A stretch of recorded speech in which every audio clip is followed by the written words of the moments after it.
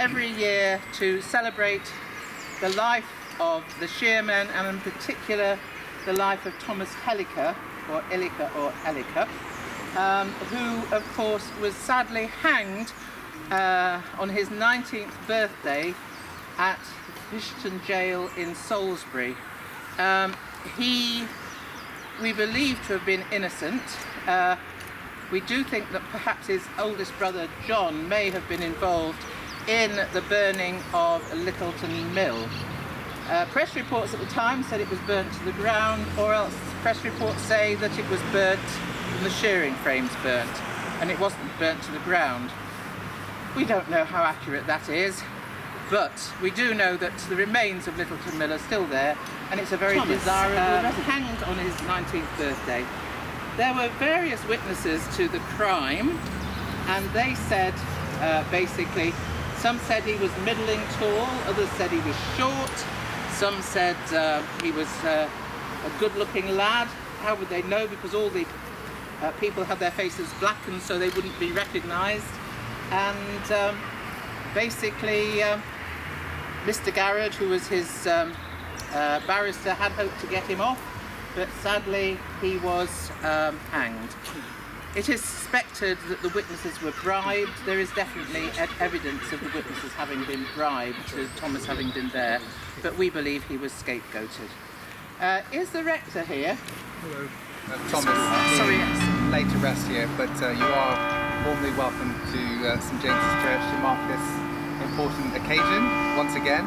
It's an annual fixture, and it's a privilege to come out and join you for this. So thank you. He is something of a hero of mine. He's got strong principles, and you know, he had a deeply held sense of right and wrong.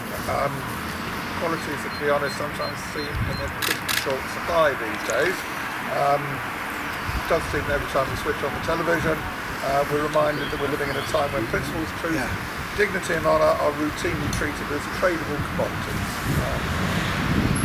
Helliker stuck by his principles, and ultimately those principles cost him his life. Today we have the luxury of being able to look back and debate the motives and actions of those who organised and acted in a way to protect the way of life that some 220 years ago were under threat from what can be described as exploitative industrialisation. Helliker had no such luxury.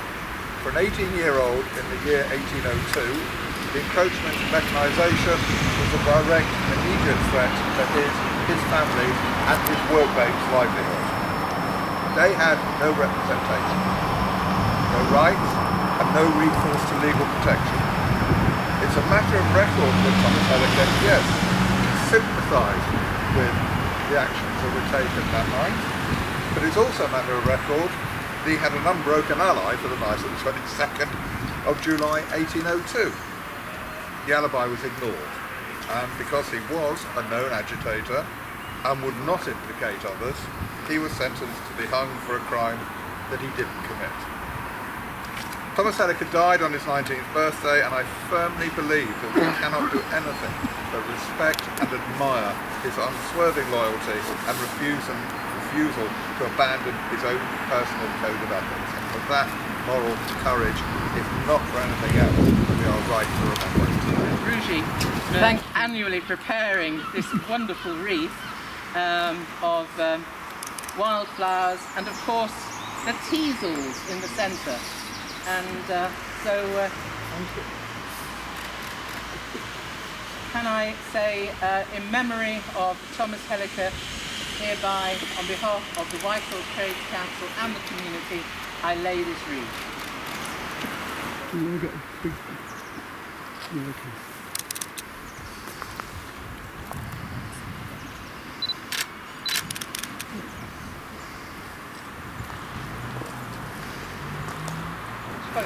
For doing further restoration on the tomb. But we want to get the performance tonight done and dusted, and then see how much money we have in the bank, or not, and then progress to restoring the tomb. And we will be asking people within the local community, like the town council. I know the town council don't have much money anymore, and the museum, who equally don't have much money, but we will be asking for subscriptions towards it as well.